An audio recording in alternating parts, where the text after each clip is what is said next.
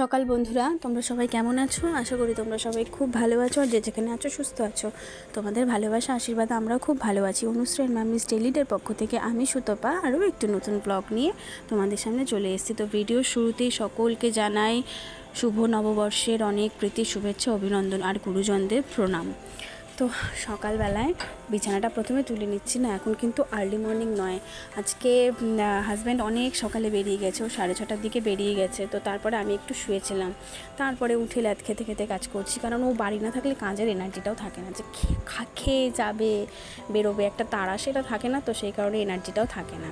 তারপরে দেখো এই যে বিছানা তুলে নিলাম। আর আজকে রান্নাবান্না তোমাদের সাথে কিছু শেয়ার করলাম না, কারণ মিস্ত্রি কাজ করছিল, তো ওই দিকেও একটু যেতে হচ্ছে, দেখতে হচ্ছে, পরিষ্কার করতে হচ্ছে, মানে দেখাশোনা সব শ্বশুরমশাই করছে। ওই বারবার করে এদিকটা ওদিকটা আর কি পরিষ্কার করছি, দোকানে বসছি। তো এই করে আর কি রান্নাবান্না তোমাদের সাথে শেয়ার করা হয়নি। আর এই যে দেখো আমি কিন্তু এখন দোকানেই বসে আছি, আর মেয়ে করছে দোকানে বসে বদমাইশি। তো দোকানে বসে দুজন মিলে একটু সময় কাটাচ্ছি। মানে রান্না হয়ে গেছে অনেক সকালে, আজকে শুধু রান্না করেছি, যেহেতু হাজব্যান্ড খাওয়ার নেই, মাছ ওই বাড়ি থেকে দেবে, লাল শাক আর ঝিঙের তরকারি এই রান্না করেছি।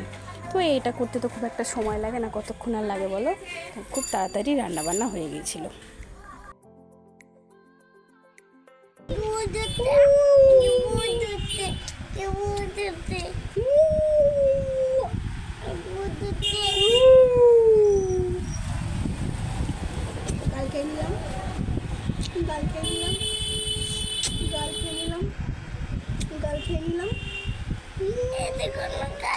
কপাল, এটা কপাল, তাহলে এটা বল না, এটা কপাল, এটা কপাল, ঠিক করে বল।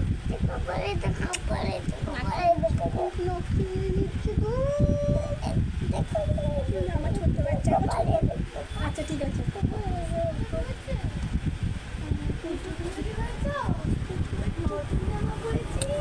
বলে আমার আরো একটা নতুন জামা হয়েছে। মাম দিদি বাবা একটা হট প্যান্ট আর একটা টপ।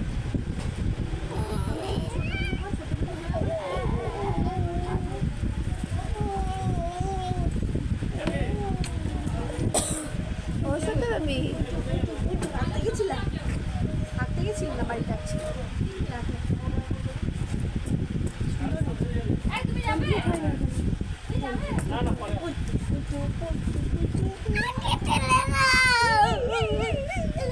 না খেয়ে নিচ্ছি তো, একদম চটকে খেয়ে।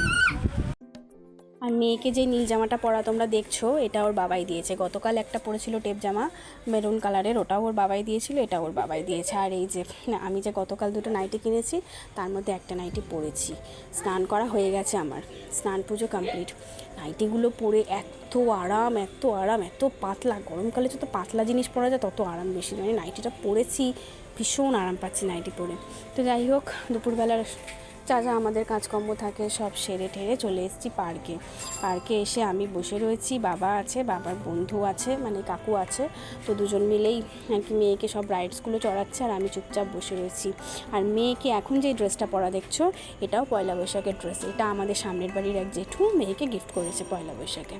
তো পয়লা বৈশাখ উপলক্ষে আমার মেয়ের টোটাল 7টা ড্রেস হলো। যাই হোক, বাচ্চা মানুষ, সবগুলোই পরাবো, সবগুলোই পরিয়েছি।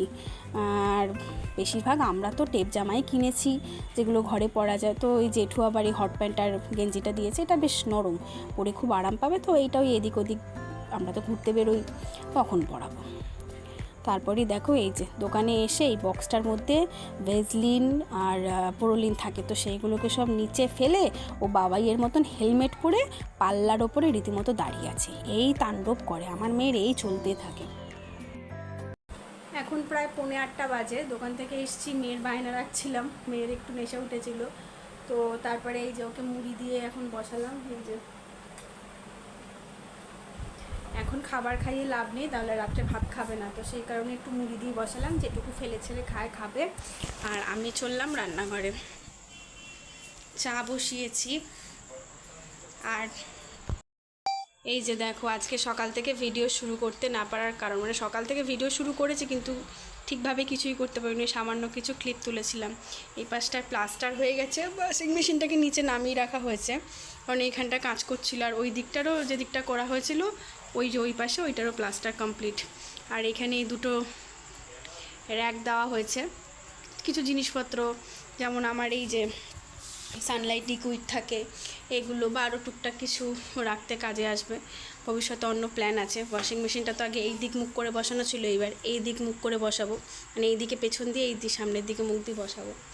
আর এই দেওয়ালটা অন্য একটা কিছু করার প্ল্যান আছে আপাতত, দেখা যাক প্ল্যানটা কত দূর কি সাকসেসফুল হয়। তো বেশ ভালো হয়েছে, জায়গাটা কভার হয়ে গেছে, একদম সোজাসুজি বেডরুম, তো রিলের সোজাসুজি ছিল, খুব ভালো হয়েছে কভার হয়ে গিয়ে। তো অনেক কাজ ছিল যার জন্য সকাল থেকে আর সেভাবে ভিডিও করতে পারিনি।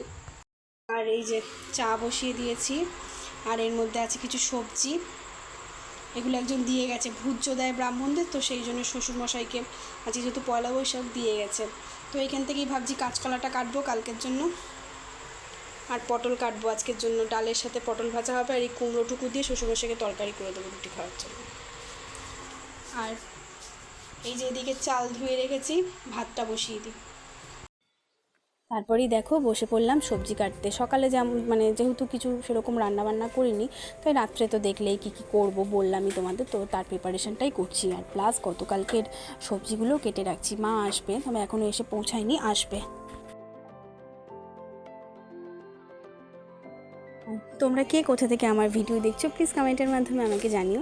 আমার ভিডিও যদি তোমাদের মন ছুঁয়ে যায়, কোথাও যদি ভালো লাগে, তাহলে প্লিজ একটি লাইক কমেন্ট শেয়ার করতে ভুলো না কিন্তু।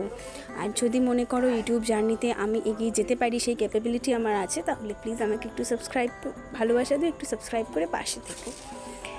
দেখো পটল ভাজাটা বসিয়ে দিয়েছি, তো ওইদিকে পটল ভাজা বসিয়ে দিয়ে গ্যাস কমিয়ে ঢাকা দিয়ে রেখে আমি নিচে বসে বসে সবজি কাটছি, আর ওদিকে ইন্ডাকশানে ভাতটা বসিয়ে দিয়েছি, মানে যত তাড়াতাড়ি করা যায় আর কি। গরম, এত গরম পড়ে গেছে না গো, এই গরমে গ্যাসের সামনে থাকতেও কষ্ট হয়। তোমাদের ওখানে কীরকম কী গরম পড়েছে একটু জানিও প্লিজ। আর যাদের এসি নেই, মানে যারা আমাদের মতন আর কি, তো তাদের তো বিশাল কষ্ট বলো গরমে, না দিনে শান্তি না রাতে শান্তি, দিনেও শান্তি নেই, রাতেও ঘুমিয়ে শান্তি নেই। তো দেখো তারপরেই ওদিকে রান্নাটা হচ্ছে, তো আমি ভাবলাম যে ঘরে গিয়ে এই সুযোগে বিছানার চাদরগুলো চেঞ্জ করে নিই। তো আমাদের বেড কভার আর শ্বশুরমশাইয়ের বেড কভারটা চেঞ্জ করে দিয়েছি। সকালবেলা তো হাজব্যান্ড শুয়ে থাকবে, তো আমি সকালবেলা কেচে দিতে পারবো, তো যার জন্যই আমি এখন চেঞ্জ করে রেখে দিচ্ছি। এই চেঞ্জ করতে করতেই মাও চলে এসেছিলো।